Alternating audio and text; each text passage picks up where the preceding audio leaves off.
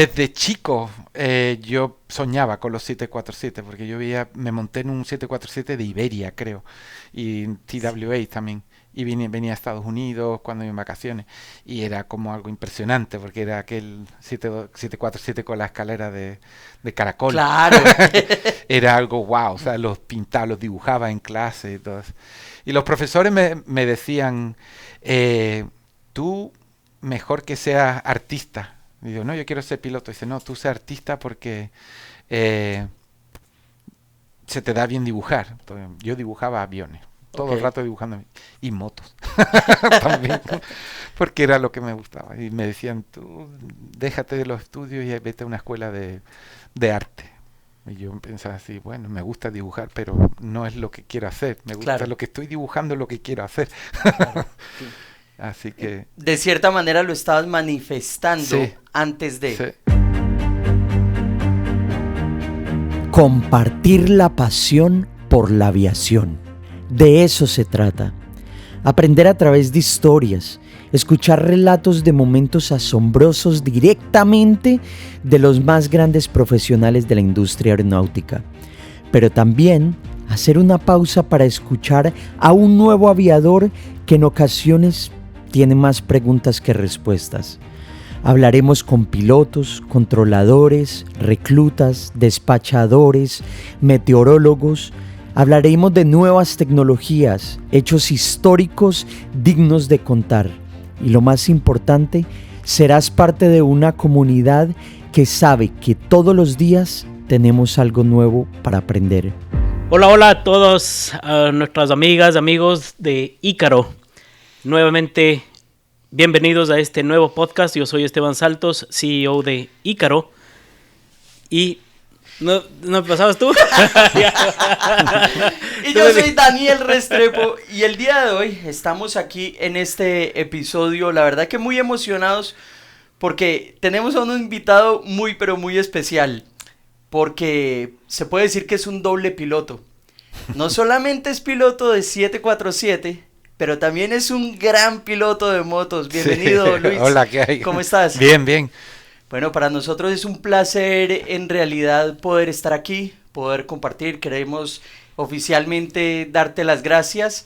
Y bueno, que nos compartas y nos digas un poco de todo lo que ha sido tu experiencia dentro de la industria de la aviación. Lo de que es un piloto de motocicleta no es broma, en realidad siempre te estoy viendo corriendo, pero también todo lo que son tus viajes, todo lo que tiene que ver con aviación, en realidad que es espectacular y es una gran inspiración para toda la audiencia y todas las personas que se conectan a este podcast, porque de cierta manera hay muchos que están estudiando para Sí. estar donde tú estás. Sí, está bien. Y uno no lo piensa, pero yo también empecé igual que ellos, ¿sabes? Soñando de llegar a un sitio así. Se tarda tiempo, pero se llega, se llega. Sí. Sí. Bueno, y quería preguntarte, ¿cómo empieza Luis en la aviación? ¿Cómo empiezo? Yo estaba de verdad de chico, o sea, ya estamos hablando de pequeño. Mi vecino era piloto de fumigar Mira, y pasaba siempre por mi casa, muy bajito, pegando pasadas, y ya desde chico yo decía, yo quiero hacer eso. wow. Sí. Y después, cuando ya tenía edad para sacarme licencia de privado, con 17 años, empecé a volar el privado.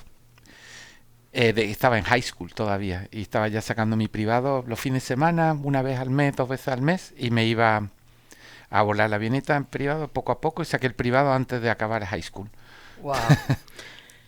Supongo que eras el único piloto entre todo lo... Nadie me creía, ninguna mujer me creía, ninguna niña me creía. Nah, déjate de... No, y te digo... Este mentiroso. Te digo que en realidad es increíble porque aquí en la escuela también hay pilotos que son muy jóvenes y por decir, para mí que ya estoy en mis 30 avanzados, es como una gran inspiración porque veo el potencial y veo todas las oportunidades que tienen, ¿no? En ese momento me imagino de que era aún más difícil el pensar ser piloto, no había tanta información. Quizás no había tantas escuelas o Wow. no era tanta información como ahora, no era... Entonces era más gente, la mitad se iban al ejército directamente, Mira. al Air Force. Era más así. Y Bueno, eso era muy común en que los pilotos creían que la Todavía única vía era la y todavía la lo vía siguen, militar. todavía lo siguen creyendo. Te preguntan si volaste en el Air Force. No, y se quedan como extrañados. Hay mucha gente que cree todavía eso. Mira. Sí. Bueno, y algo que tengo que decir que también es muy interesante es de que Luis también es mi vecino y eso Sí. no es coincidencia. Le estaba compartiendo a Esteban de que siempre a veces nos encontrábamos, yo sacando el perrito así de una manera muy casual. Y en ese hablar, hola, ¿qué tal? Mucho gusto, bla, bla, bla. ¿Tú eres piloto? Ah, yo también soy piloto. Pero Sí, pues bueno, estamos en completamente distintas facetas, con Sí. distintos propósitos. Yo, como lo he expresado a toda la audiencia a través de todos los episodios, yo soy simplemente un piloto privado. Soy una persona que en realidad es apasionada Claro. por lo que está haciendo y tiene una visión clara, número uno, de cuáles son mis limitaciones, cuál es el conocimiento que restringido, por así decirlo, que yo tengo. Pero dentro de todo eso, como mucha humildad y siempre una admiración para una persona como tú, que tienes tantos años de experiencia, que has hecho toda una carrera dentro de la aviación. Sí. Imagínate, empezando desde los 17 años. Tengo 50. Tú no eres un piloto, tú eres un aviador. El aviador lo lleva Sí. lo lleva en la sangre la pasión por el vuelo. Sí, y yo creo que también eso se ve reflejado por decir, cuando tú empiezas a estudiar en tu tiempo libre, ya pasaste el check ride, Sí. pero sigues estudiando, ahí te das cuenta de que en realidad lo que te apasiona es la aviación en general, ¿no? Sí. Yo creo que hay varios tipos de pilotos. Hay pilotos que son naturales, o sea, uno los ve volar y dice, wow, ¿sabes? Es un natural. Otros que son muy buenos, pero en otro tema, por ejemplo en los estudios. Estudiando se Claro. aprenden las cosas. Y hay otros que la mayoría, que más o menos, todos más o menos lo llevan así. Pero hay Sí. pilotos que sí que de verdad que vuelan como en raíles, como un tren, Sí. o sea, una suavidad, una cosa increíble. Y los descubren enseguida. Pero es que ahí está justamente la diferencia que le decía a Daniel ahora que dijo que es solo un piloto, ¿no? Y Daniel es mucho más que solo un piloto. Daniel Sí. es realmente un aviador porque él desde el día uno, que me acuerdo cuando empezó a volar, él lo veía esto realmente con una pasión Sí. que lo vemos los Sí. aviadores o los que Claro. lo sentimos Claro, es que realmente que esto es nuestra pasión. hay pilotos y aviadores, eso Sí. tiene mucha razón. Yo Sí.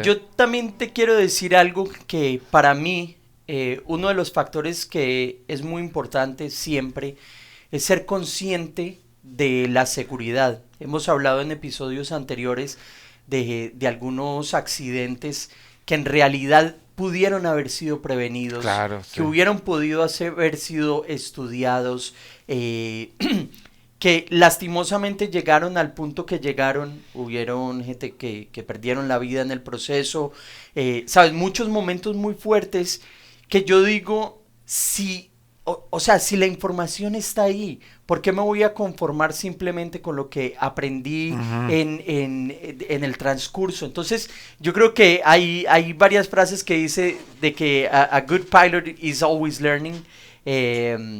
Y así es, o sea, siempre tenemos que estar aprendiendo, siempre tenemos que estar no conformándonos y diciendo, ok, hice 100 vuelos perfectos, pilas que el 101, si te descuidas, puede pasar algo. Entonces siempre es estar en ese Es A-game. peligroso llegar a esa mentalidad. Por ejemplo, los pilotos, un ejemplo, que llegan como a 1000 horas, más o menos, decir un número, se confían Claro. y creen que ya lo saben todo.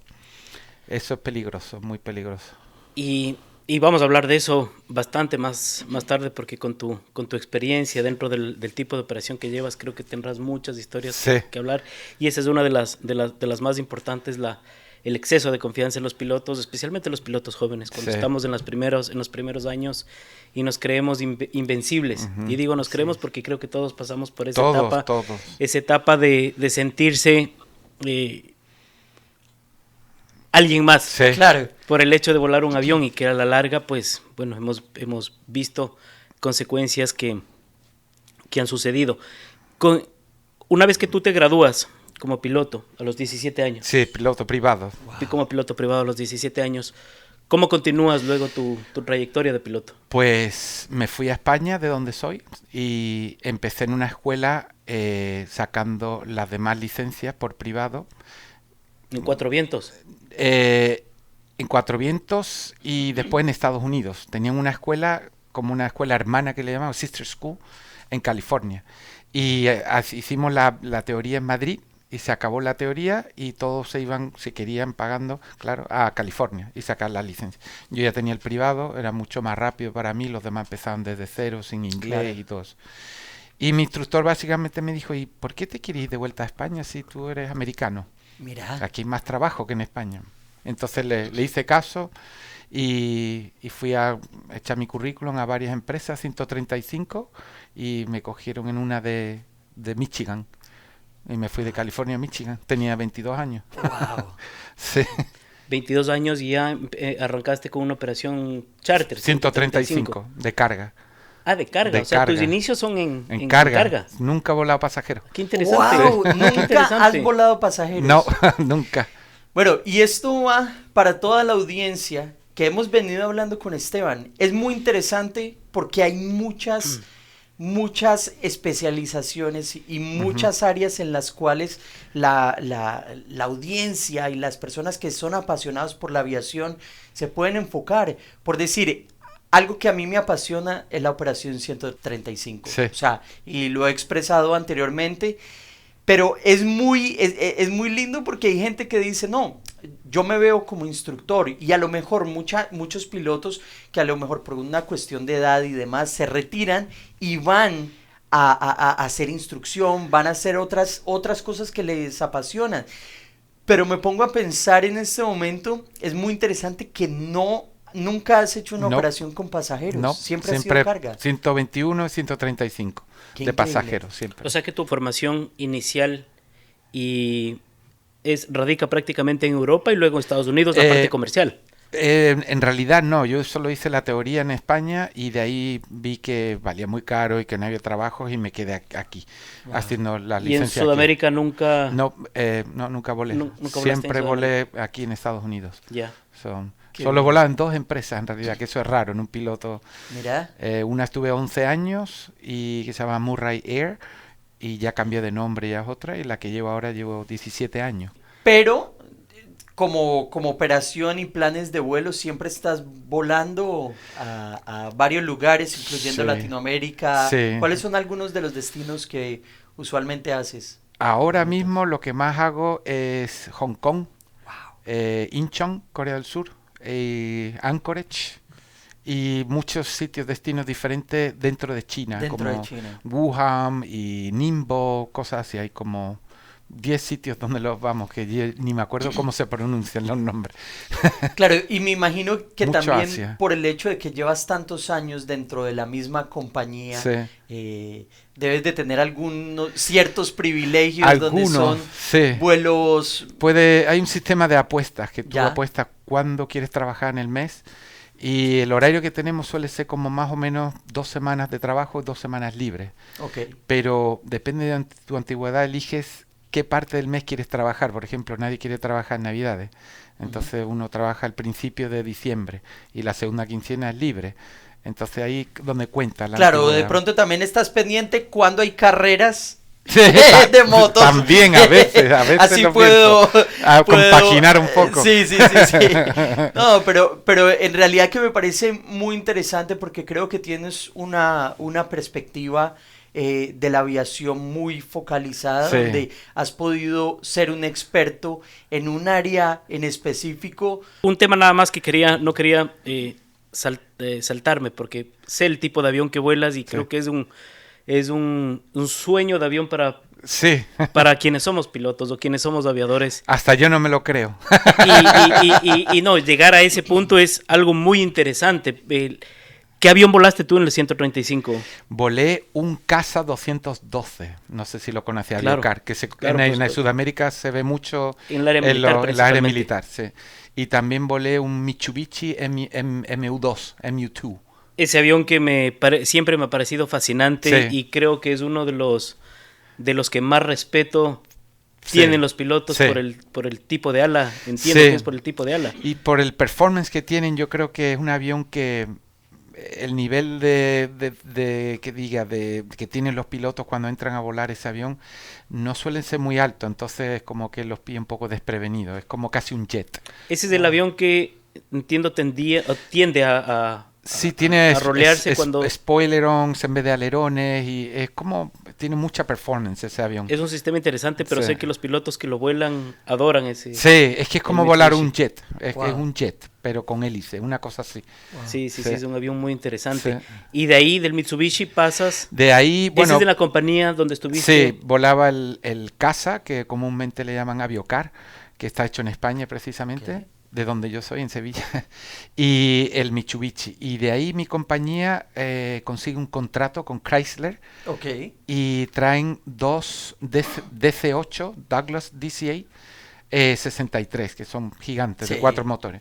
Y ofrecieron a todos los capitanes ser copiloto de un De un Douglas. DC-8. Claro, todos que dirían que sí, claro, como no. O sea, y después trajeron más DC-8 y se cambió. Era una operación 125, que es una que no se escucha, casi nadie lo conoce. 125 quiere decir que no hay límite de edad. Train to proficiency, como que lo entrena, no hay un cuánto tiene que entrenar, cuántas horas, es cuando ellos vean que están listos. No hay IOE, que es Initial Operating Experience, Wow. es mucho más, pero solo pueden llevar carga de un cliente nada más, que en este caso era Chrysler. Ya. No pueden vender su espacio, o sea, sus aviones para llevar Sí, para sí, nadie. para comisionar carga Solo dentro de es los como que- si fuera una aerolínea de carga privada. ¿Y una cosa. ¿Y esos aviones fueron convertidos a cargueros o eran originalmente de cargueros? Yo creo que fueron convertidos en algún momento, o sea, pero eran antiguos ya, o sea, del 67, Claro. 68, Estamos hablando más o menos a qué del año. 2001, 2002. Cuando estaba en boga acá, Arrow. Sí, sí. Y volé desde aquí también, desde Miami muchas veces. Sí. Íbamos a Trinidad, también íbamos a Guyana, a Surinam, ¿sabes? Wow. Sí. Por aquí, por el Caribe más que nada. Pero también iban, el avión lo llevan a Europa, cosas. A mí no me tocó, pero Sí. me tocó a Guam, lo más lejos. No, pero es muy interesante Sí. también como la oportunidad de conocer tantos lugares, ¿no? Sí. Que Sí. te da una oportunidad de... No, conoces de todo, o sea, ya hay lugares que no te interesan, están en tu lista que no me interesan, y lugares que dices, oh, que quiero volver, ¿sabes? Mira. Tú volabas el DC-8, hubo un accidente aquí en Miami. Sí, En me el acuerdo. de Fine Air, me parece, o de Arrow, no estoy seguro. Fine Air creo que fue, sí. Sí, las consecuencias bueno, fueron expuestas posteriormente. ¿Tú Sí. volabas en esa época el tipo de avión? Yo creo que volé un poco después, para mí que ellos fueron como final de los 90, creo, no estoy seguro. Sí, puede ser. Yo sé que hubo un accidente de Tampa Cargo De en Tampa, Miami, sí. que se le colapsó un tren de aterrizaje en la pista Miami, la pista 9, y Wow. estaba así, unos días ahí. Ah, pero ese fue relativamente reciente. No, fue en el 2002 Ya. o 3 o 4, por ahí, principio del 2000, sí, sí.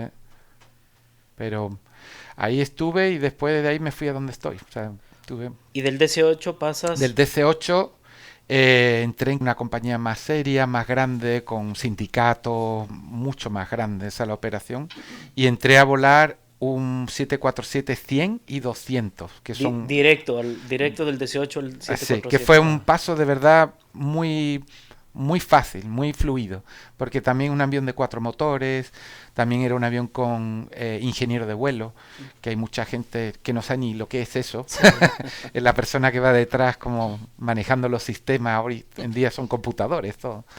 Y bien, en ese avión estuve varios años, después trajeron 747-400, que ya es sin ingeniero de vuelo, es todo pantalla, o sea, todo mucho más avanzado.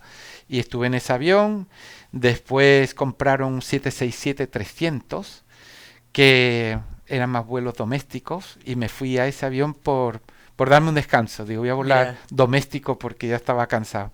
Y estuve volando ese como 5 años y medio así, y después la compañía decidió que no querían seguir con ese avión y ya tenían 777 y 747-400. Y tuve que elegir, me fui al 747-400. Pero más que nada por la comodidad de ese avión y porque volaba por Miami.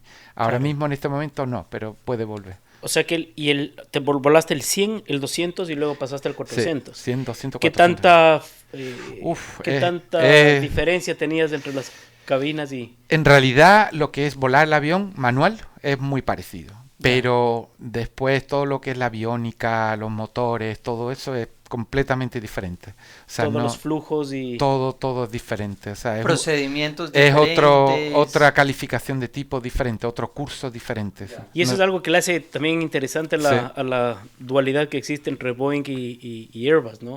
Eh, Que Airbus, bueno, su concepción inicial fue mantener estandarizadas Claro, las sí. las cabinas de mando de los diferentes aviones Sí. para que la transición sea Sí. una transición muy Muy fluida. fluida y fácil, Sí. realmente baja de costos para los operadores.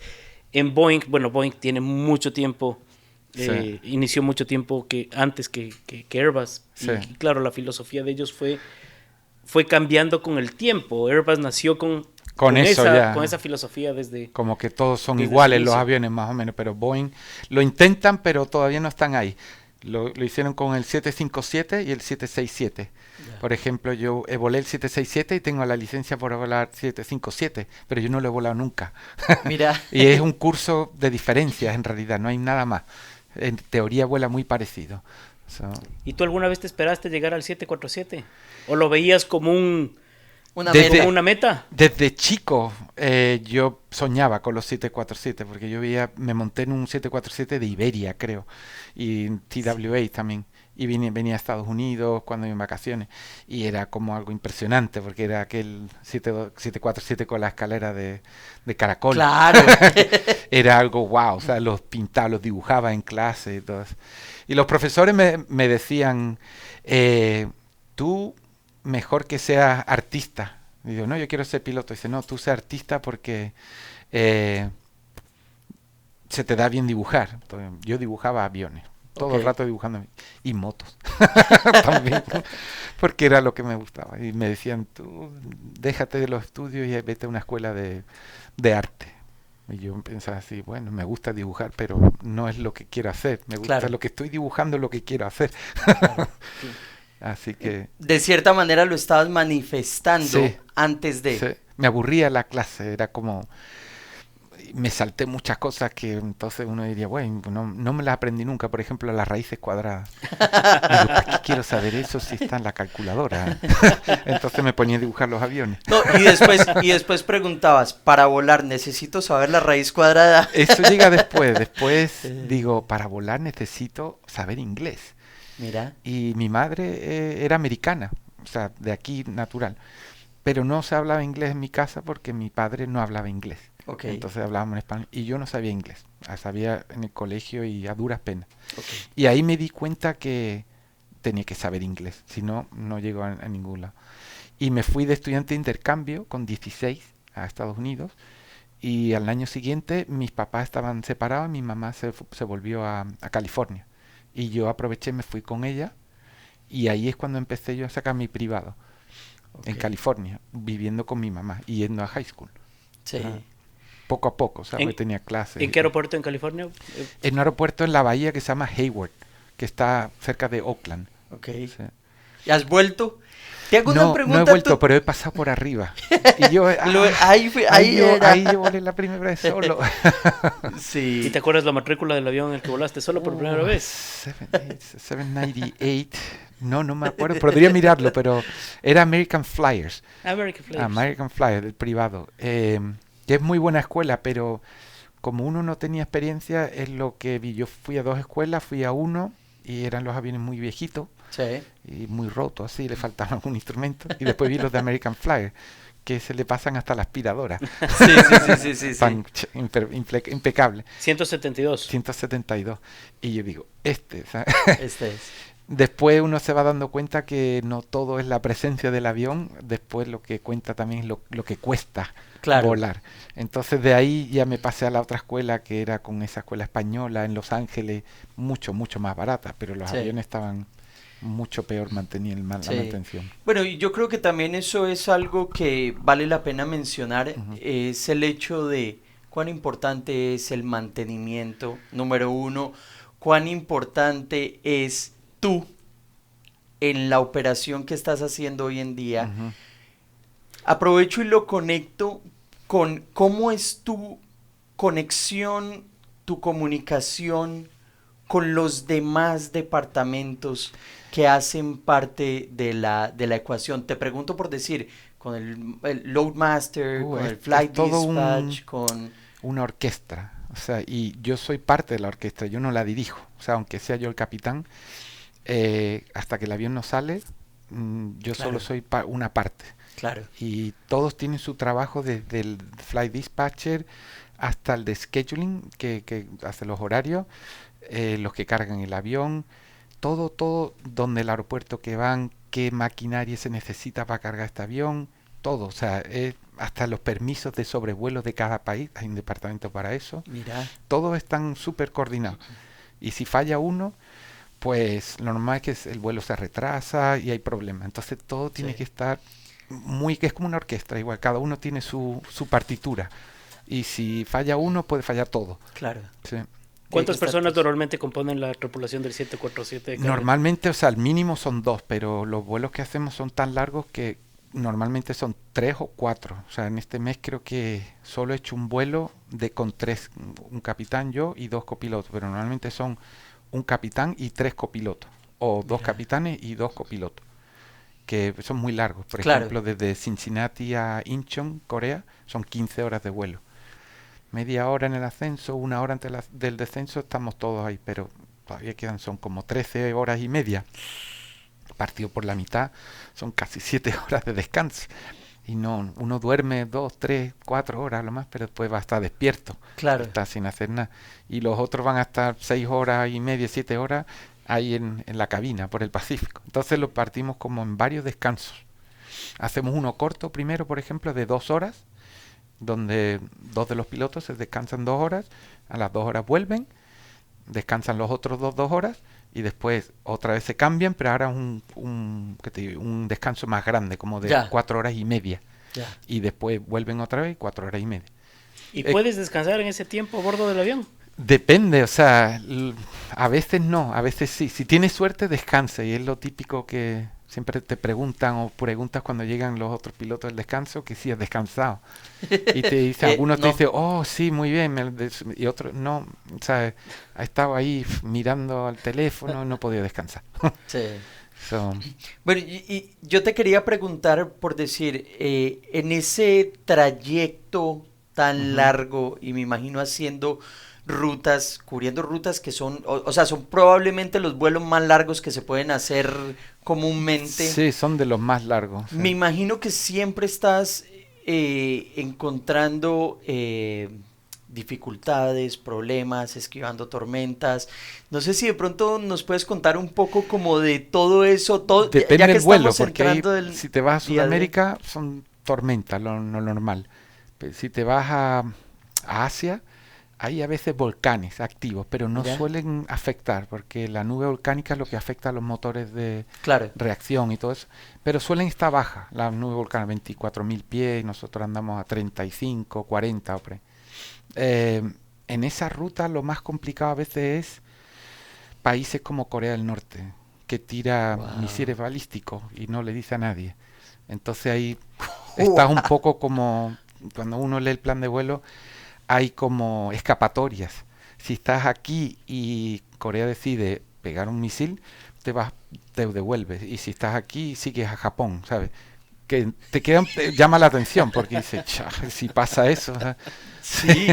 Bueno, y en realidad, digamos que son cosas para las que uno en ocasiones no estudia, ¿no? No, O sea, las es como... aprende en el trabajo. Y que me imagino que también ahí tienes que estar súper conectado con el Flight Dispatch para saber, Sí. hey, pilas con esto, Sí. a mitad de vuelo, ¿qué está cambiando? Porque de Te cierta mandan manera... mensajes, se llama una ACARS, que es Ajá. una maquinita que es como de texto, y te mandan mensajes. Te pueden llamar, tenemos teléfono satelital también, Ok, pero normalmente es mensaje, te te suelen decir si ha cambiado algo en la ruta. Por ejemplo, hay un volcán que se ha puesto en erupción, que va a estar cerca de tu ruta. O Dios no quiera que Corea ha lanzado un misil balístico y va a pasar por tu lado. Eso no me ha pasado, pero Sí. siempre puede pasar, ¿sabes? Entonces está uno atento de eso. Son las alertas con las que estás todo el tiempo. Por ejemplo, Volando. pasando por Rusia, pasamos a 20 millas de Rusia y estamos ahí mucho rato, o sea, ahí, al lado, o sea, no te puedes equivocar. Rusia no es un enemigo, pero podría serlo, o sea, y nunca sabe lo que pueden hacer. Lo han hecho antes, han derribado aviones, porque sí, sabiendo que eran Sí. de pasajeros y diciendo que apuntando, no fuimos nosotros, fuimos ellos, fueron los ucranianos. Entonces hay que andar con cuidado con esa gente. ¿Sí? Claro que sí. ¿Qué piensas tú del último evento que se dio con el vuelo de Singapore Airlines? Del tema de las turbulencias que ahora está de moda, y ustedes que están precisamente Claro, volando en yo- esos niveles y en esas zonas. Yo creo que tuvieron mala suerte, pero eso las turbulencias pasa siempre. Lo que pasa que cuando salen las noticias les gusta exprimir esos temas Eso nuevos. es contenido. Ahora como que hay turbulencia siempre ha habido lo mismo. Pasa que tuvieron mala suerte y les tocó una turbulencia que se murió desafortunadamente alguien, creo que de un ataque, un infarto, pero pasa mucho, mucho. O sea, es lo que más pasa de incidentes aéreos, son turbulencias que la gente se hace daño. O sea, se rompe el tobillo o cualquier hueso porque te manda para arriba y después caes para abajo, o sea, en el suelo. Pero, ¿Has tenido algún evento ¿sabes que los complicado de pilotos, turbulencia? he tenido, pero nunca he experimentado lo que siempre oigo de los pasajeros y no tengo tantas miles de horas y digo, no sé por qué a mí no me ha pasado. Pero yo creo que es que los pilotos cuando están en la cabina no se mueve tanto el avión. Si tú te vas a la cola del avión, Claro. es otro mundo. O sea, Es otro mundo. O cuando se mueve el avión queremos que se mueva más. claro, sí.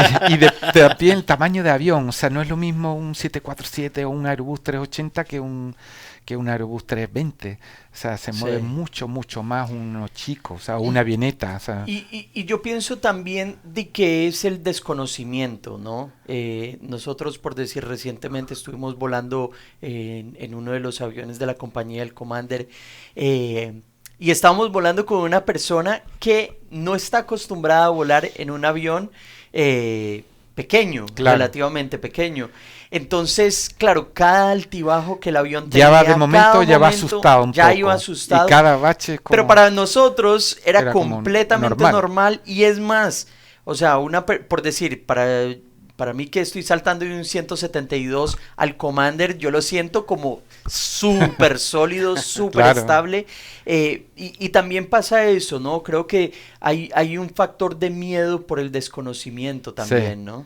Y la gente, mucha gente que vuelan con miedo, preocupados. Claro. Se creen que no sé, no es natural para un ser humano estar en el aire, no es lo normal. Entonces ya para empezar van nerviosos. Y cualquier movimiento del avión, yo creo que en su cerebro como que lo aumentan. Claro. El miedo, o sea, que tienen. Es el desconocimiento. Desconocimiento de las turbulencias y todo eso. Y no solo el desconocimiento, sino también el hecho de que hay algunas personas, y ahí yo me anoto en esa lista, que quieren ser control freaks, ¿no? Y que dicen, ok, por decir, está el típico que se monta un auto y tiene que manejar siempre. Eso soy yo. Sí. Pero de cierta manera, por decir, para mí personalmente, es como que, imagínate, de cierta manera el piloto en ese momento obviamente tiene el control del vuelo, el control Claro. de todo, y es como tú como pasajero No tienes ningún no control. tienes ningún tipo de control, pero también es muy importante para toda la audiencia que está conectada en este momento, es el hecho de saber de que siempre se está preparando el piloto. Siempre el piloto, sabes, tiene muchísimas horas de experiencia, muchísimos exámenes recurrentes. No sé, Sí. Luis, si de pronto tú Sí, nos sí. puedes comentar un poco de eso, porque siempre estás, si bien, supongamos, no has experimentado emergencias fuertes, dentro de los simuladores que son bastante reales, estás todo el tiempo recreando escenarios donde a ti como Ujú. piloto te ponen siempre ahí, Sí. en esos momentos, porque lo que más, a ver, dicen que en esos momentos de pánico o en los momentos de máximo estrés, tú vas hacia lo que más has practicado, hacia lo que más has Claro. entrenado y se vuelve casi que de un El inmediato, muscle ¿no? memory El que le muscle dicen. memory. Sí. Correcto. No sé cómo se traduce en español, memoria Sí, memoria muscular. muscular. Sí, sí. No, es verdad eso. Y tienes que tener en cuenta que normalmente el piloto, los dos han volado normalmente esa ruta, no es la primera vez, la han volado muchas veces. Y el avión también lo conocen muy bien, o sea, miles de horas a lo mejor en cada tipo de avión. Sí. Entonces no es que es una ruta nueva con un avión nuevo, no. Tienen mucha experiencia entre los dos pilotos, pues pueden tener 20.000, 30.000 horas de vuelo juntos. ¿Cuántas horas de vuelo tienes tú, Luis? Yo tengo como 17.000 horas de vuelo. Hace tiempo que no las cuento, pero ando por ahí. ¿Tú todavía llenas No, la- yo lo sé por la compañía, que te puedes pedir los reportes de las horas que vas haciendo y todo eso, Nos lo pasa, más o menos voy siguiendo, pero Yo perdí la cuenta hace 12 años. sí, Sí, es Yo que, también, y es que por ahí. llega un punto realmente que si te atrasas en el libro de vuelo, oh, ya es volver para atrás lo sigues posponiendo. Cuando lo sigues posponiendo, vez dejas de peor. hacerlo, cada vez es peor Sí. y ya llega un punto en que dices... Yo dejé también sí, como en el ya. 2014, creo que Sí. entré en el 747-400 y ya ahí como que digo, yo ya no me voy a ningún sitio, me quedo aquí Sí. y dejé de rellenar el libro. No, pero también qué lindo, porque era algo que habíamos estado hablando con uno de los invitados, Sí. que es recluta para aerolíneas, en este momento es recluta para carga. Era o sea, estamos hablando un poco de lo que es, de cierta manera, digamos, la lealtad hacia una compañía Ajá. o en realidad crecer dentro de una compañía, todos los beneficios que te da, porque, sabes, puedes llegar en el proceso que estabas mencionando anteriormente de hacer los bids para los vuelos que Ujú. tú tienes por tu señoría, Las tienes vacaciones, cosas así. privilegios.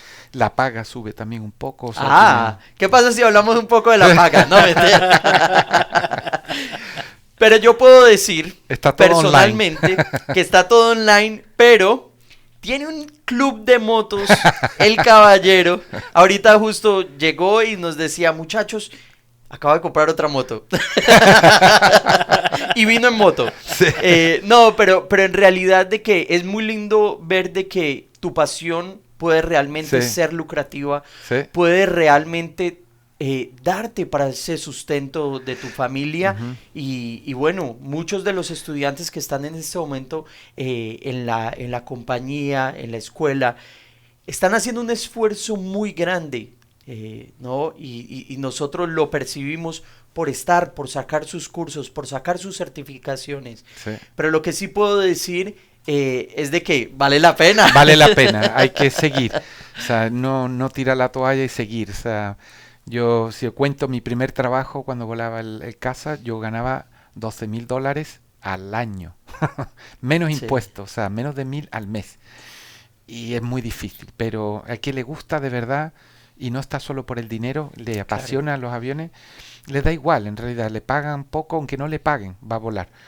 Y de ahí, sabiendo que se puede, ¿sabes? Seguir viviendo de eso en un futuro, va a seguir. Claro. Pero la gente que me pregunta, yo quiero ser piloto porque he escuchado que ganan bien.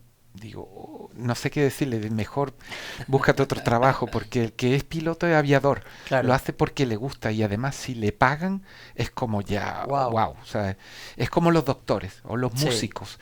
Uno no puede ser cirujano si no te gusta la sangre, o sea, Claro. es lo mismo, volar y no te gusta estar ahí arriba, búscate otra cosa. O un músico que no sabe tocar, no se le da bien tocar el violín o la guitarra. Intentar ganarse la vida de eso es una locura, o sea, Claro. no puede, tienes que tener eso. Entonces la gente que me dice, yo quiero ser piloto, o mi hijo quiere ser piloto porque he escuchado que ganan mucho ganan dinero y no sé qué, digo, si es por dinero, mejor búscate otra cosa. Claro.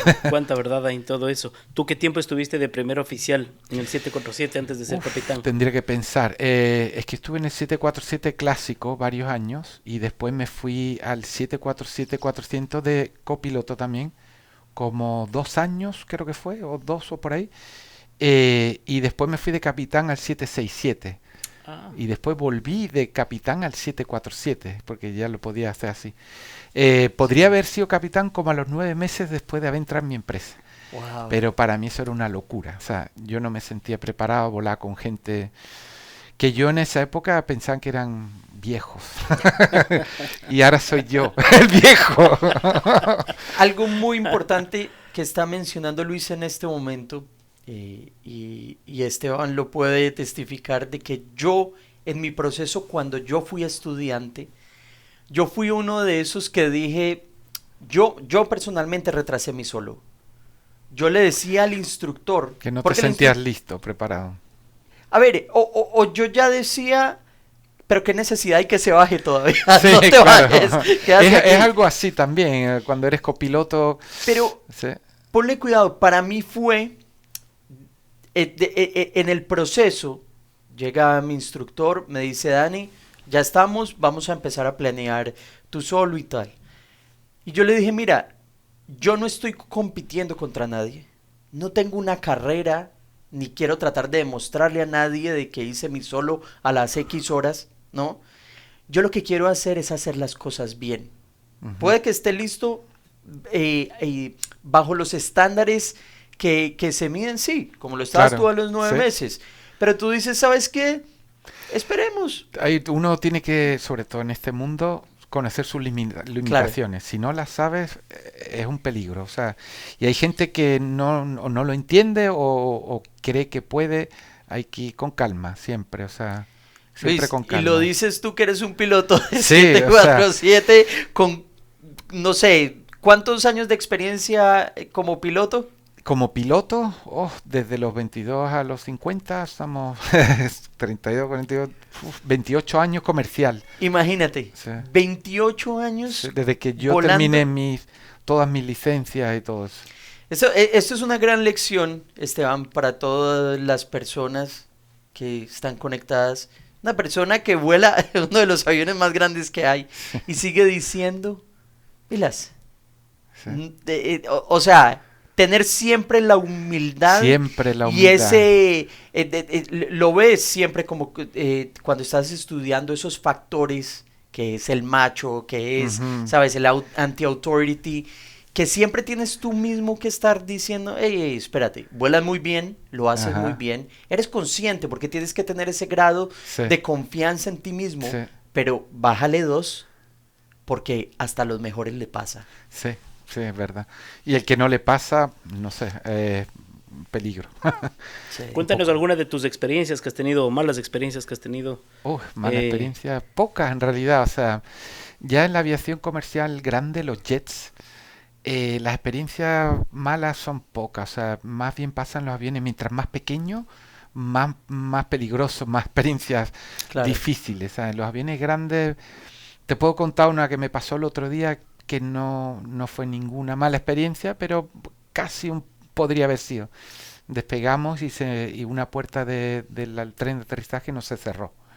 Entonces, pero eso no tiene mucho problema. Pero en un avión como 747 sí es un problema porque no podemos seguir. Entonces hay que hacer un procedimiento y si no se soluciona, pues hay que tirar a lo mejor 130.000 libras de combustible y devolverte. Claro. O sea, mucho papeleo, muchas cosas, a lo mejor hasta declarar una emergencia, porque si estás en otro país, tirar un combustible así, 130.000 libras de combustible. por decir un número, Para por lo llegar menos a para llegar a un peso, para peso poder para volver a aterrizar. aterrizar. ¿Y qué Porque tu tiempo se demora? take-off weight es más que tu Mucho más. maximum landing weight. O sea, el take-off weight de un jumbo, estamos hablando de 872.000 libras. Wow. Hay de más, hasta de 910.000, el Dash 8 creo que llega cerca al millón. Pero el que yo vuelo 400 normal, 872.000.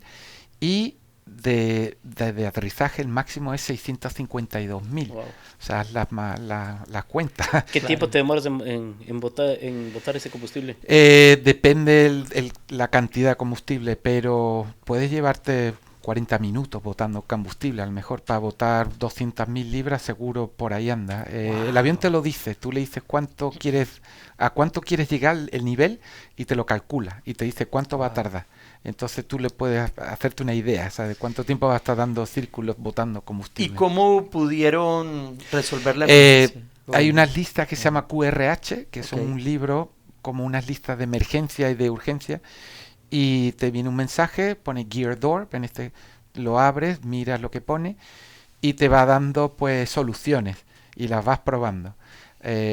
haga esto, esto, ¿se ha ido la luz? No. Entonces vaya al paso número 2, a la página no sé cuánto. Y vas Claro. pasando pasos así, y si no se soluciona es cuando tienes Tienes que aterrizar. devolverte o lo normal. Si es un vuelo muy Claro. corto, a lo mejor puedes ir más despacio, hablando con los despachadores, por ejemplo, Sí. y puedes seguir con la puerta, pero muy bajo, volando muy lento. Todo. Claro, porque es que también me imagino que debe afectar la aerodinámica del Claro, y vuelo, tiene- las Y velocidades, tiene un el drag que límite, la tienes. puerta tiene límite, claro, Sí, entonces se puede desprender, no quieres dañar el despegar en avión otro. tampoco, o sea, Sí. entonces, por suerte hicimos el procedimiento que simplemente el tren está en off, es una especie de unos ganchos que aguantan las puertas y no están con presión hidráulica, ya están colgando Ujú. enganchadas. Había una que estaba abierta y el procedimiento era subir, up, y ahí enganchó la puerta y ahí se quedó y ahí lo dejamos. Porque hay otro sistema alterno, que es otro sistema hidráulico, para probar si pero no llegamos a eso. Ya. Entonces pudimos seguir con la puerta así. Y no hubo más problemas, pero son detalles que uno, si te equivocas o haces algo mal, lo puedes cada vez más grande el problema, Claro. crearte tú solo el problema. Es que también, y esto es viendo casos de accidentes, Esteban, que yo sé que es un área que te apasiona a ti mucho y tienes mucho conocimiento, pero es el hecho de que siempre es una cosa pequeña combinada con otra cosita pequeña, combinada con Es un, otra cosa le pequeña, dicen que en inglés un eventualmente chain of events. la combinación de todo Claro. esto te lleva a algo que tú ya dices, pilas, porque no sé cómo sea en Claro. este caso el sistema del avión, pero Sí. me puedo pensar de que puede quedar abierto, puede afectar algo de la presurización del avión, no sé, puede afectar algo del drag, no sé, la Ajá. máxima velocidad de que puede tener. ¿Sabes lo que Son dicen muchos los factores. accidentes? Siempre son un chain of events, una Ujú. cadena de eventos. Entonces hay que cortar esa cadena. También lo ponen como el queso suizo. Tiene agujeros, ¿sabes? Y hay muchas lonchas con los agujeros. Hay que intentar frenar esos threads, esas cosas que hacen que llegue a un accidente y van pasando por el agujero, pero esperemos que uno lo pare. Sí. Que puede ser la persona, el piloto que lo descubra o cualquier persona en todo lo que es la operación, Claro. que descubra que hay un problema y resolverlo antes de que pase algo peor. En el tipo de avión, ¿nos puedes contar de algún caso que haya sido muy conocido, muy mentado Como si fuera un accidente. de un accidente? Bueno, entre paréntesis estuve leyendo que desde el inicio de producción del 747 solamente el 4% de los aviones han tenido pérdida total. Ujú. Solo el 4% de toda la flota. producción. Sí. Y el último avión, entiendo que la última producción, el último 747 fue entregado en diciembre del año Sí, pasado. a Atlas, que es como Atlas. nuestra empresa, un poco como... Es más grande, pero es como nuestra competencia, digamos, de cierto modo. Y ellos se llevaron el último. Pero, ¿sabes que los 747 es un avión súper seguro? Primero porque tiene 4 motores. Entonces, que te fallen todos esos motores es mucho. Y la mayoría de los accidentes que ha habido, muchos de ellos han sido o atentados terroristas o un choque en Mira. la pista, que sigue siendo el accidente más grande de la historia, en Canarias, en Tenerife, chocaron 2 Jumbos 747. Por más bien una cadena de eventos, o sea, un aeropuerto que estaba construido en una parte de la isla que le dijeron aquí no lo construyan, en cualquier sitio, pero no aquí, lo construyeron ahí, había mal tiempo, niebla y vas añadiendo.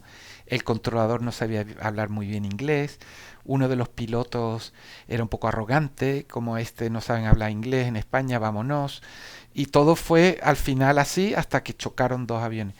Entonces de los 747 que yo conozco hay pocos accidentes que de verdad fue causado por el avión o el diseño o algo.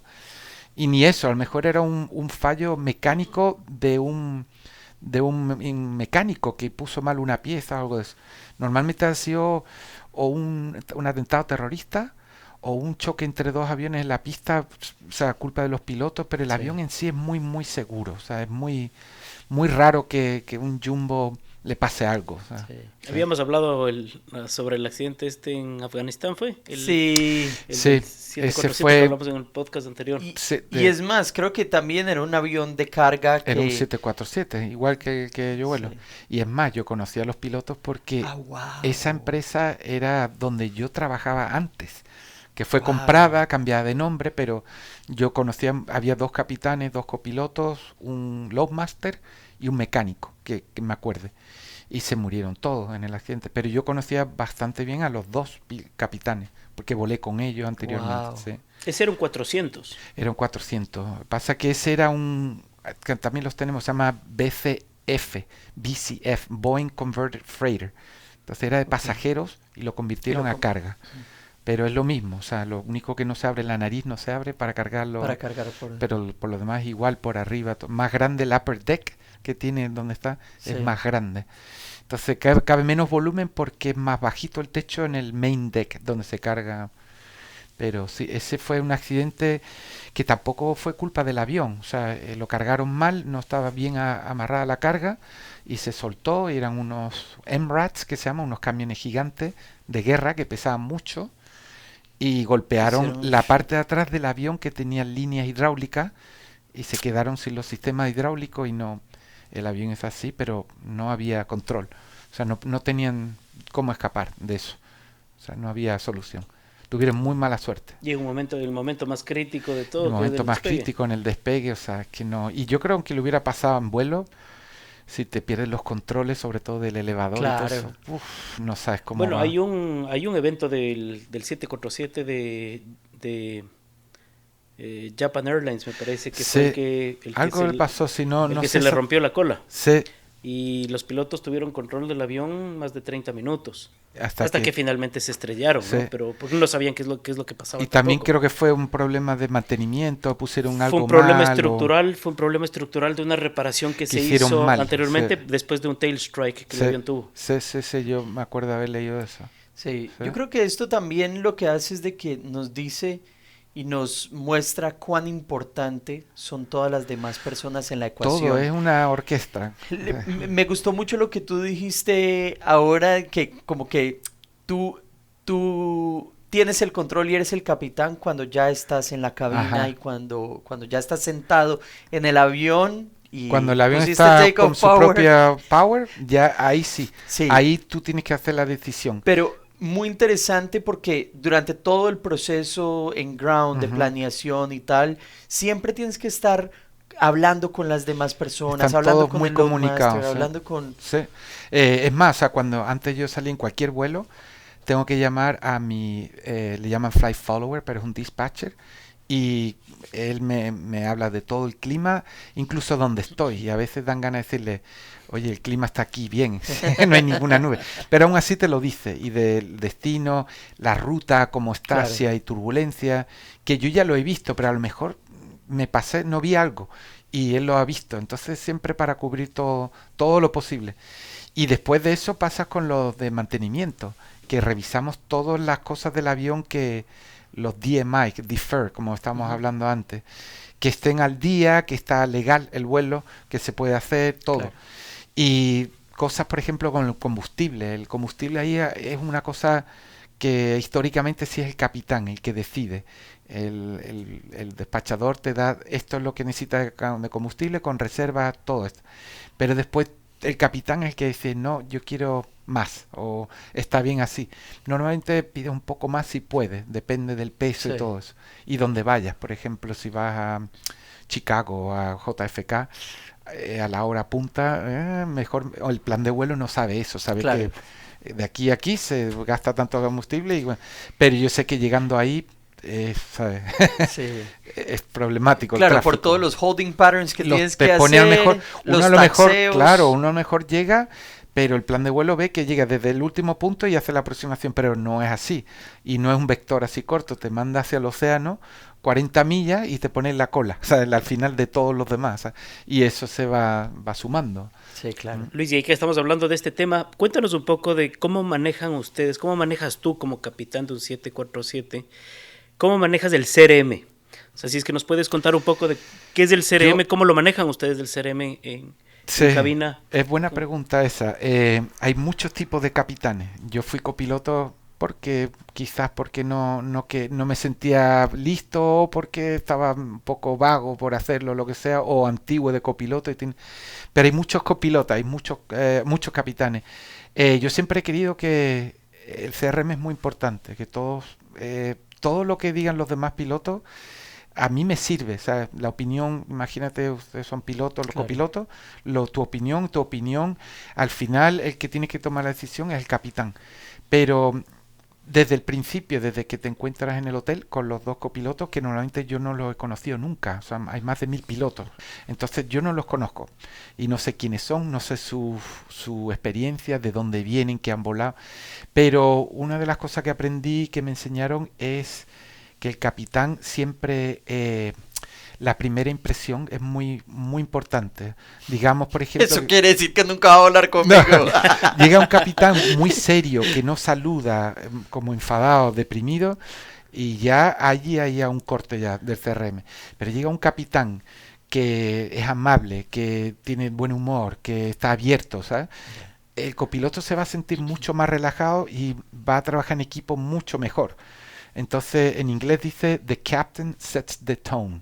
Sí. El capitán da el tono de cómo va a ser ese día, ¿sabes? Sí. Si llega de mal humor y ya mal, va a ser un mal día de CRM para todos, ¿sabes?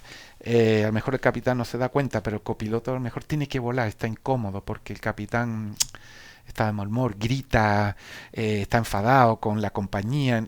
Ya no es lo mismo que si uno llega y está relajado, Claro, y le la gusta actitud. hablar y habla de cómo, ¿sabes? Cuéntame de tu vida, no sé, mucho más Sí, abierto. sí. Entonces yo creo que eso es muy importante. Y después escuchar, siempre escuchar a los demás, ¿sabes? No, cuando la gente, el capitán, eso era antiguamente. El capitán es el que toma la última decisión, pero tiene que saber escuchar y que le entre toda la información posible Para poder tomar para una poder decisión. tomar una decisión. Y incluso ahí, esa decisión, después yo la comento y dice, bueno, es como un juez, escuchar las dos partes, todo eso, ¿qué pensáis si esta es la decisión que vamos a tomar? No que voy a tomar, que vamos a tomar.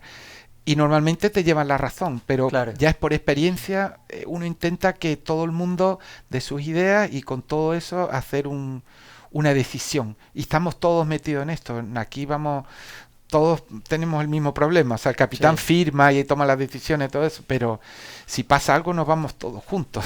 Sí. Entonces tienes que tomar la decisión junta. A veces que a lo mejor es una cosa muy rápida, que hay que hacer una decisión muy rápida, y ahí a lo mejor sería más el capitán, pero siempre pueden los otros como poner lo que ellos creen que Claro. harían. A lo mejor le ha pasado antes, a lo mejor por ejemplo, el otro día de la puerta esa que se abrió, el copiloto era uno de Taiwán que lleva volando el 747 muchos más años que yo. Ya desde el 2006 en el 747 400 todo este tiempo. En China Airlines, en Corea también estuvo volando aquí y tiene más experiencias que yo, tiene como 15.000 horas solo en el 747. Entonces él, yo le íbamos a hacer la lista de chequeo, pero él te da muchos inputs. Por ejemplo, él la ha pasado antes, a mí no, Sí. no, eso no me ha pasado nunca. Entonces eso uno tiene que saber conseguir Tomarlo y- claro. esa información y dice, si te ha pasado antes, ¿sabes? Vale, pues ¿qué te pasó? ¿Cómo fuiste? ¿Qué pasó? Nada, pasó esto y esto. Y ahí es como, wow, Sí. ¿sabes? La experiencia. Bueno, es más, no sé, y corrígeme si no estoy en lo correcto, pero creo que en uno de los accidentes del 737 MAX, no, uno de los copilotos eh, había dicho, mira, es este el procedimiento y al final no se hizo y terminó Que en un sabía accidente, sí. que... O sea, sabía y a ver, es el hecho también de siempre recordar de que somos humanos, Ujú. de que también está la intuición, está, ¿sabes? Como esos instintos que tenemos en ocasiones de reaccionar, Ujú. de tomar decisiones, porque lo que tú mencionas, en ocasiones no tienes tiempo de ponerte a hacer todo el Claro, debate depende para del tomar problema, la claro. decisión. Creo que uno de los casos fue lo de Captain Sully, por el del ejemplo. río. Pero si tú lo miras bien la película, aunque sea, Ajá. entre los dos hacen un equipo, CRM. No es el Sí, capitán sí, sí. solo. Él decide, bueno, vamos a ir al río, pero el otro tendrá menos experiencia y enseguida se da cuenta que es que es lo Sí, sí, único sí, es lo que que hay. O es. sea, y no le lleva la contraria y nada de eso. Sí. O sea, a no ser que sea algo como... Pero siempre uno siempre está atento. ¿Qué crees tú? O sea, Claro. yo voy al río. Pero El sí- otro dice, sí, creo que sí, vamos al río. Son decisiones que se tienen que tomar en cuestión Muy- de segundos. de segundos, Creo sí. que ahí, basado tanto en la data como en la película, se ve reflejado de que lo que tenían para jugar eran cuestión de segundos. De O sea, te segundos. demorabas 5 segundos más y no Claro, contaba la historia. sí. Porque al principio decían que le hubiera dado tiempo volver a la guardia. Claro. Pero eso sabiendo que te va a pasar el fallo de ese motor en ese momento y justo cuando Lo te estás pasa, esperando te y- devuelve. Pero ahí hay que procesar qué está pasando o que hemos perdido los dos motores, intentar arrancar la APU, intentar arrancar los motores, ya estás perdiendo. Y después te das cuenta y ya es muy tarde. Entonces, pero Sí. la verdad, la decisión de ese capitán Sully, es increíble. O sea, de llegar a esa conclusión. Sí. Y se ve muy bien en la película que mira a un lado, mira al otro lado, y lo único que hay casas y edificios. Y delante está el río. Y digo, ¿cómo voy a meter ahí? No hay ¿Sabes? Que opción. no hay otro, No hay opción. no hay opción. Y esa es la experiencia en realidad. Una persona, imagínate un piloto recién sacado al privado, a lo mejor no tiene esa visión todavía. Entra más en pánico Sí. y no ve que el río también serviría. Entonces a lo mejor se va a intentar tirarse a un campo de fútbol, pero es muy chico, no se da cuenta, ¿sabes? Claro, Sí. claro que sí. Hay un evento que siempre me ha llamado mucho la atención y que lo utilizamos mucho para la clase de Human Factors acá. Ajá. Es el accidente del 747 de Flying Tigers.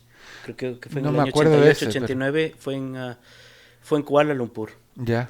Y utilizaron mal la fraseología. Primero no tenían las cartas de aproximación con ellos. Los Wow. approach plates estaban volando, era un vuelo, estaban llegando nocturno. Y el procedimiento era un procedimiento, bueno, es como cualquier aeropuerto, es Sí. un procedimiento que tienes que saberlo, tienes que leerlo, no Sí. puedes inventarlo. Y los pilotos primero no habían chequeado los NOTAMs, estaba la pista que ellos creían que iban a utilizar para una Estaba aproximación cerrada. ILS, esa pista estaba cerrada y les autorizan una aproximación NDB. Imagínate una aproximación NDB, ¿desde cuándo lo has hecho un NDB tú? Es que ya no se Perdón, hace. yo no sé qué es un NDB. Yo no sé en las escuelas, sabréis más vosotros, pero ya no se hacen NDB. Antes entrenábamos a hacer NDB approach. Ya lo quitaron, eso. Dicen, no, ya no. ¿En Europa no se utiliza ya NDBs? Que yo sepa, no. Canadá todavía sí. Bueno, en Latinoamérica todavía usan Sí, mucho NDB. En Canadá todavía, pero cada vez más es RNAV, GPS. Sí, aproximadamente, eso. Porque parece un, no sé. Me acuerdo cuando hacíamos NDB en el simulador, no nos dejaban hacer overlay con una aproximación GPS, que era la misma igual. Después nos dejaron. Y ya después lo quitaron porque se dieron cuenta que todos esos aeropuertos tienen Sí. aproximación Claro, RNAV. el NDB es una radioayuda de las más antiguas, de las primeras más que elementales, existieron, sí. que para mí es una excelente radioayuda. Siempre me ha encantado hacer aproximaciones Sí. experimental con NDB. Pero, y te estoy hablando año 88, que fue el accidente de Flying Tigers, que ya para esa época era incómodo hacer en un avión de ese tamaño hacer una aproximación NDB. Sin embargo, eso les desconcentró totalmente cuando les dan la aproximación en DB y no tenían la carta al frente para de eso. ellos.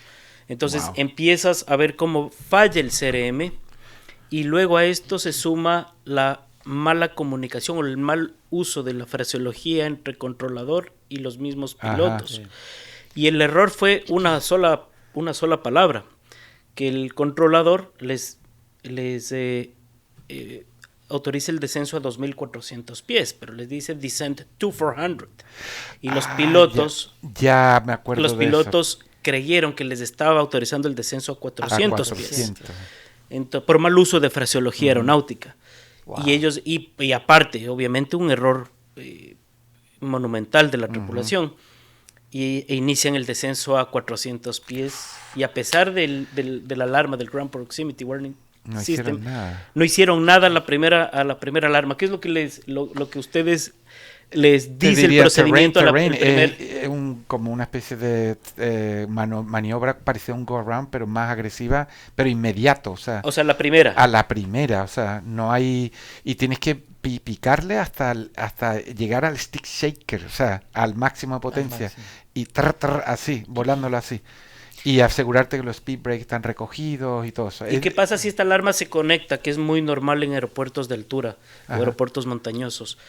¿Qué sucede cuando se te activa un ground proximity? Normalmente si estás en una condición visual y ves que puede ser un fallo del avión, de la base de datos, no puedes proseguir, pero no debería de pasar eso tampoco. Pero ¿no? solamente en condiciones visuales. En condiciones visuales, si es condiciones meteorológicas de instrumento, ni lo piensas. O sea, Interesante. Y este caso es muy, muy importante que lo vean todos quienes les gusta este tema sobre el accidente de Flying Tigers. Para mí es un tema apasionante, cómo una sola palabra cambió el destino de toda esa... de toda esa tripulación, de todas las familias de la tripulación aeroavión carguero precisamente, y eso cómo cambió posteriormente porque todo es una experiencia y suma a la seguridad aérea. Sí. Es muy importante también, como dicen en inglés, el situational awareness. Total. O sea, si el controlador te dice bajar a 400 pies, uno debería empezar a pensar como interrogaciones. 400 pies no será muy bajo. Sí. No tienen las cartas ya, pero yo estaría preguntando, o sea, ¿cómo puede ser 400 pies? Say again, ¿sabes? Repita la altitud y ya te lo dirían más claro, 2,400.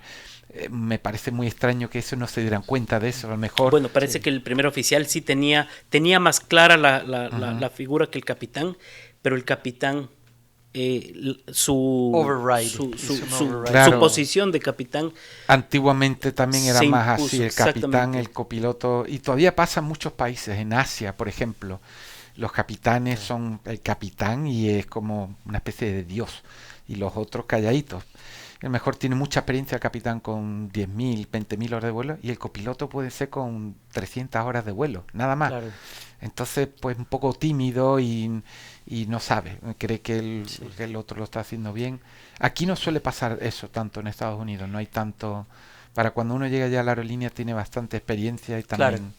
Y también la cultura, no es igual aquí que, por ejemplo, en Oriente Medio, que son más... como más mandones los pilotos, los capitanes con los copilotos y todo eso. Yo te iba a hacer una pregunta ahora que estabas mencionando algo un poco con respecto a los sistemas y las herramientas, por decir lo del GPS approach y demás.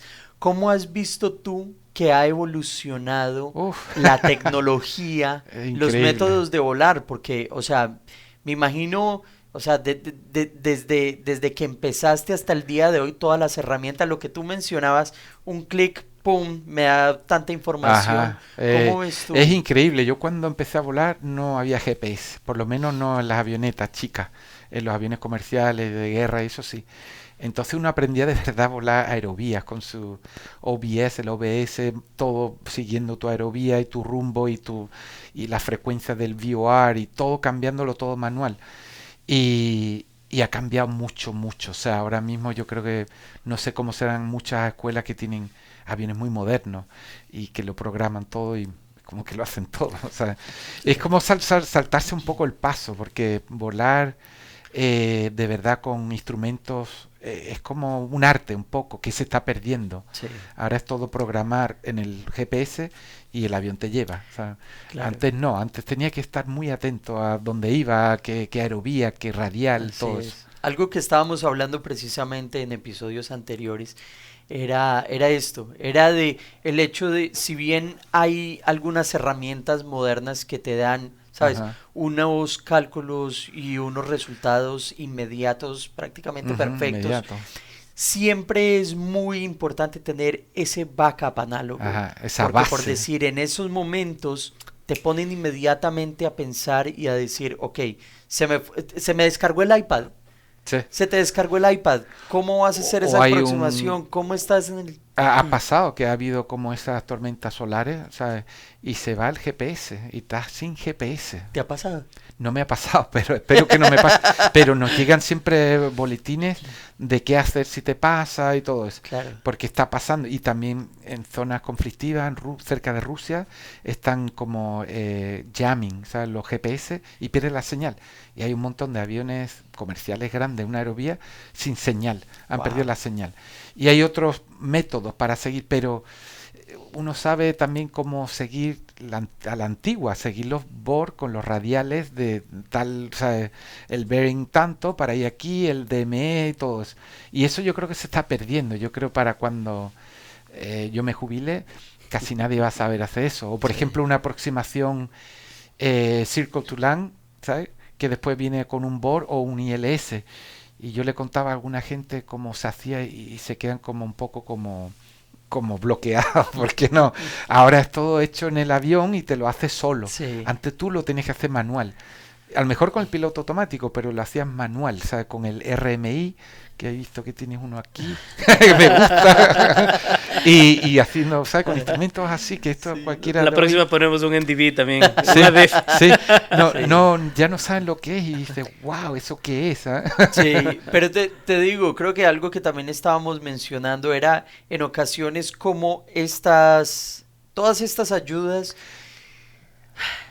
Es más segura hacen- la aviación. sí, hace más segura la aviación, pero también en el momento en el que te toca Ujú. tomar el control del avión y hacerlo de una manera manual, Claro. también no tienes ese proficiency Sí. o de pronto no estás ahí como tan, Claro, ¿sabes? tiene acostumbrado a los eso, las ventajas y procedimientos. desventajas. O sea, el poder tener un avión que no solo te indica el display, el map display donde estás y todo eso, también te puede el profile, o sea, que se ve desde el lado, o sea, el avión. Sí, sí, sí, sí, sí. Es increíble, o sea, antiguamente no existía, era eso, Sí. nada más, y lo demás estaba aquí. Sí. Entonces, una equivocación podría Sí. ser desastroso, la muerte. Ahora es mucho más fácil. Ahora, si te quitan eso, no sabes hacer eso. Entonces, ¿ahora qué? ¿Sabes? Bueno, te Sí. digo que yo estuve volando en un avión no hace mucho, que básicamente desconectamos el piloto automático en final, short final, Ajá, porque ya estaba todo cargado, todo el approach plate estaba cargado, todo. y en realidad que es espectacular, porque también tiene que ver un poco con el workload, ¿no? Sí. Y especialmente para un piloto que de pronto, como yo, no tiene tanta experiencia, el workload cuando estás ya relativamente cerca del aeropuerto es bastante elevado, Ajá. dependiendo, o sea, si eres un single pilot operation, Sí, claro. claro, estás pendiente de ladies, vienes hablando con la torre, vienes hablando con Ujú. tal, vienes seteando todas tus frecuencias, es un avión complejo, pues claro, tienes como procedimientos adicionales de landing una gear, ayuda de al flaps, piloto es un automático. montón de cosas que definitivamente te cargan a tu Claro. workload. Y el hecho de poder uno, ok, vale, no, todo está cargadito. Y toda el approach es Sola. perfecto. Ajá. Claro, porque va directamente con Así lo GPS, hacen los es- aviones comerciales. O sea, es muy raro que un piloto de un avión de American o de Calita o de lo que sea UPS desconecte el piloto automático en En el arrival. O sea, es como muy arriesgado porque ¿para qué? Te puedes equivocar y te puedes meter en un lío. Lo Ya. desconectan normalmente en el approach, cuando ya está, y más así, cuando ya está todo configurado, todo Ya compensado, el tienes trim, flaps, todo, ya flap, tienes rueda, todo, y power, ahí dice speed. clic, clic, y nada, es seguir, o sea, nada más, y ya, muy bonito. Y eso siempre he pensado, yo nunca he volado un avión tan grande, pero cuando tú haces la transición de piloto automático a manual, Ujú. ¿qué tanta probabilidad de que el avión quede desestabilizado o el avión queda estabilizado con el piloto automático? Si lo haces muy rápido, el avión no le ha dado tiempo a compensar, porque cuando está en el piloto automático, Sí. el trim se mueve, tú le pones flaps y se mueve, pero si tú le pones los flaps y lo quitas, todavía no se ha compensado, entonces lo tienes que seguir Bueno, tú. O sea, Yo quería mencionar que recientemente estuve viendo el caso de un avión, era un King Air, que lastimosamente había agarrado algo de ice, desconectó el piloto automático y al parecer el trim estaba compensando algo con respecto a la aerodinámica del la ice que llevaba aerodinámica, y estaba mal cuando compensado. soltó trim, desconectó el piloto automático, el avión entró en una espiral y se estrelló. Sí. Entonces, en realidad o sea, uno siempre tiene que utilizar las ayudas, pero lo que mencionaba, situational awareness. En el caso de tus aviones, los aviones que tú vuelas, en todos pues los tienen aviones, de-icing, tienen un montón de otras herramientas. Siempre tiene que saber dónde estás y lo que me dijo un piloto cuando yo estaba aprendiendo, si tú estás volando y de repente no sabes qué más puedes hacer, ¿qué puedes hacer ahora? Que estás así, algo va mal. Siempre hay algo que puedes estar haciendo, siempre, todo el rato. Claro. Puedo coger el ATIS, puedo mirar el mapa, dónde está el próximo punto para hacer mis chequeos de combustible. Pero si uno se queda como en blanco, como que ya no tiene nada que hacer, algo pasa. Siempre hay algo que puedas hacer. El momento que pares de pensar, what's next, ¿sabes? ¿Qué es lo próximo? Ahí vas mal camino. Siempre hay algo que uno puede pensar, what's next, what's next, what's next. O sea, uno lo piensa. El momento que uno se queda así, parado, sin pensar que no pasa nada más, algo va mal. O va a empezar a ir mal. ¿Sí? Era algo que siempre recuerdo, me lo mencionaban los instructores mientras estaban como en el proceso normal, que era being ahead of the aircraft. Siempre. Pero en todo, o sea, en la un poco parte del situational awareness, estar ahead of the airplane. Nunca te dejes que el avión te sobrepase, o sea, y si te pasa eso, ojalá que vayas con otro piloto y le pasa el control al otro avión, ¿sabes? Estoy desorientado, I'm behind the airplane, ¿sabes? Sí.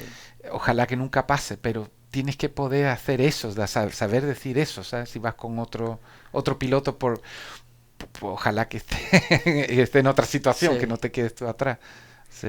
¿Cómo es el entrenamiento de un piloto de 747? ¿Cómo es el entrenamiento inicial y el entrenamiento recurrente de un piloto de 747? Son los dos muy parecidos, pero el inicial es mucho más tiempo estudiando la teoría del avión. Que no es que sea una clase que te enseñan, es más bien, aquí está el libro y estúdiatelo. Y en la clase repasan y van tocando sistemas eléctrico, hidráulico y punteando más bien cosas importantes que hay que saber y todo eso. Y la gente preguntando al profesor y esto. También está la parte, por ejemplo, digamos de cómo se vuela el avión, los procedimientos del avión. Sí. También es como un poco la teoría, pero ya más al final, más cerca de la parte simulador. Entonces empiezas como parte del avión, los sistemas, cómo funciona. Después, cómo son los procedimientos. Son muchas cosas, las emergencias, qué paso hay que tomar y que te las tienes que saber de memoria.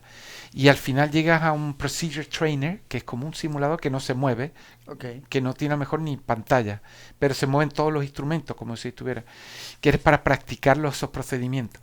Y ya para cuando llega al simulador full motion, ya tienes que saber todo eso.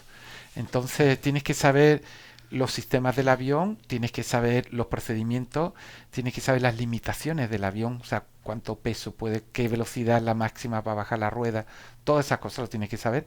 Y después las cosas que quizás lo más difícil se llaman memory items, las cosas de memoria. Si te falla un motor, que además tienes que saber hacerla mientras estás volando el avión. Claro. Es fácil recitarla en la cama pensando así, o en una mesa, que volando un avión con una emergencia y que te salgan las cosas. Y con el instructor que está atrás. Y con el instructor que está atrás.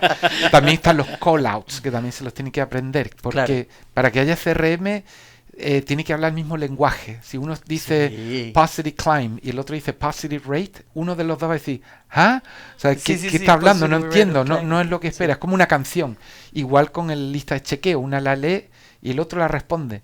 Pero si yo respondo check en vez de set, el que la está leyendo se va a parar, porque va a decir que este está perdido. ¿Dónde está? Está leyendo, yo te he dicho, ¿sabes? Por ejemplo, oxygen, y yo digo 100%, y el otro dice, ¿qué te digo yo? 100 full. Sí. va a ser así, se va a quedar como aquí que pasa algo, es como una canción y alguien se ha equivocado, la letra. Sí, Suena sí, mal, sí, sí, ¿sabes? sí. No puede ser. Entonces todo eso te lo tienes que aprender para cuando uno llega ya al simulador no tener ningún problema con eso, ya está, y te van examinando poco a poco y vas avanzando etapas. Entonces ya cuando llegas al simulador, pues vas haciendo diferentes vuelos con diferentes emergencias, vas aprendiendo, el instructor te va corrigiendo, tienes que llegar uno un poco, tienes que llegar preparado, no puedes llegar Sí. sin saber nada. Saber tus flows, los flows son, por ejemplo, cuando uno revisa la cabina o cuando aterriza, no es ahora subo los flaps y ahora le doy a la luz, es en cierto orden, porque Claro. los dos pilotos, otra vez lo mismo, es CRM. Entonces, si ve haciendo cosas, no sabe qué está haciendo.